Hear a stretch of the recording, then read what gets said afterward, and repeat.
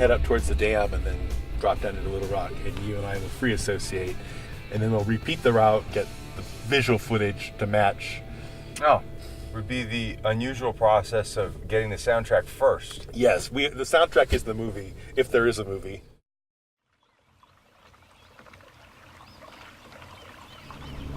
About to cross the aqueduct. Now, this was sold to the public as a bike path. Do you remember when they were gonna, like when we were kids, and they were gonna build the aqueduct? And that's how they sold it, as recreation. Right. It was a huge taxpayer expense, but the idea was you're going to be able to fish and walk and ride your bike. And now, as the sign says, only fishing, no bicycles, no vehicles. Now you can take your bike on it, nothing will happen, but that is like a legal maneuver, since a guy that was riding his bike drunk, had a really bad concussion and fell in the water and everything, sued the state or whatever agency was responsible for the aqueduct, and they immediately took down all the signs that encourage bike riding. But they still allow it, but they have the legal footing now that if the next drunk guy drowns or something, that they'll say, well, he wasn't supposed to be out there. So you've never been stopped on the aqueduct bicycle riding? No, I always feel like a criminal, because you even have a bike gate. It's sort of horrible. A bike-shaped gate in the where in the fence. pedals will go through. Yeah, through the pedals will go through, and you put your bike through. Yeah, the sheriffs are coming. I'll just act like I'm tying my shoes.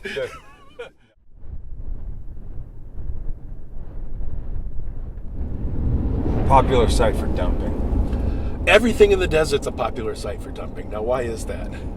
Is it that hard to put stuff in a trash can? Hasn't been romanticized by European English poets. It's not a forest, it's not a beach, not a canyon. So we gotta rectify that with your poetry, Charles.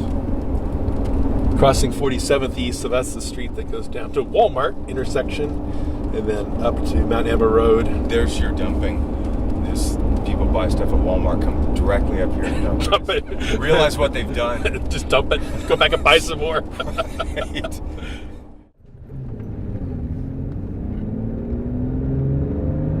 We're on the access road to Little Rock Dam, which dates from the 1890s, right? The first dams. Mm-hmm. And then was a work program in the 20s.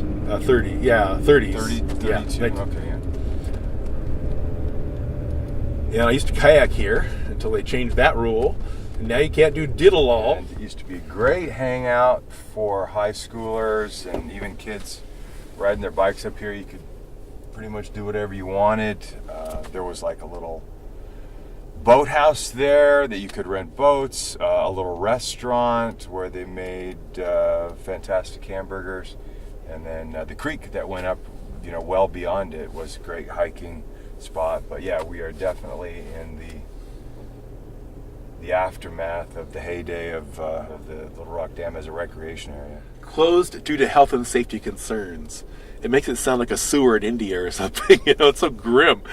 It was mosquito-infested mud pit the last time I was there. My sister dragged me up here, partly because of all those old memories, and it was a big mistake. We tried to swim. Well, we did swim, but it wasn't fun. So they're trying to protect the arroyo toad, so the stream bed upstream from the dam is no human access. And then the dam water has dropped through the drought and through presumably management practices that draw the water down.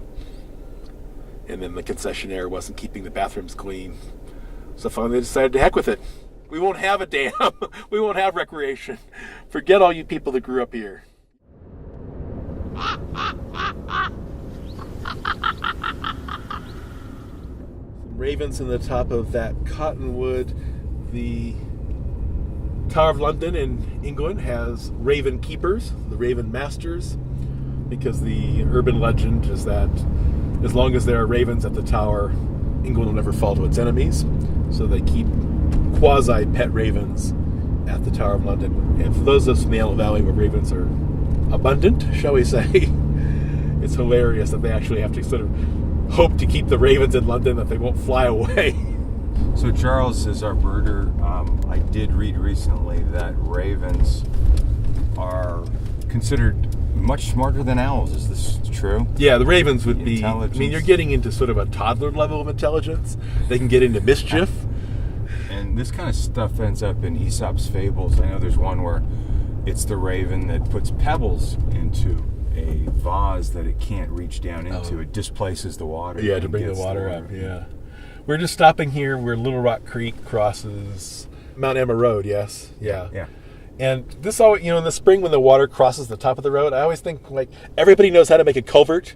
The Romans were good at culverts. How could they not have guessed there'll be a reasonable amount of water? Let's just raise the road another couple of feet and make enough room for the water to go under the road instead of over the road. That road is permanent.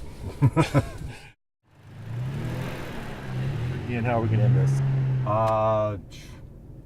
I don't know if it calls for an ending. It wasn't much of a structure to begin with. I recall an essay that you wrote about Hockney's Pear Blossom Highway, and you characterized our high desert area here as a kind of balance or contrast between banality and what was the good?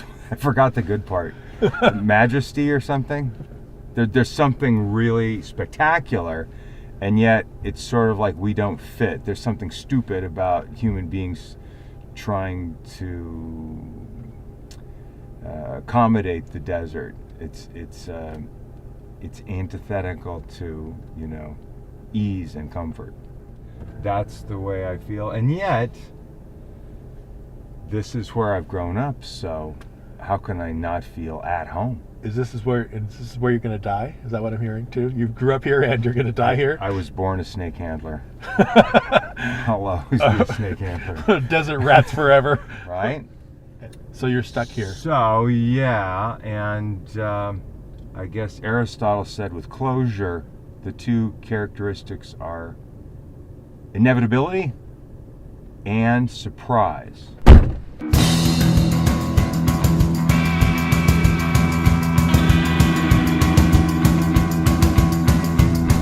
Making a 2-minute movie. Gotta mess that up. David has to listen to this a second time. I know, it's like the eeriest part of it is we've got this silent person in the backseat who's like a sonic voyeur.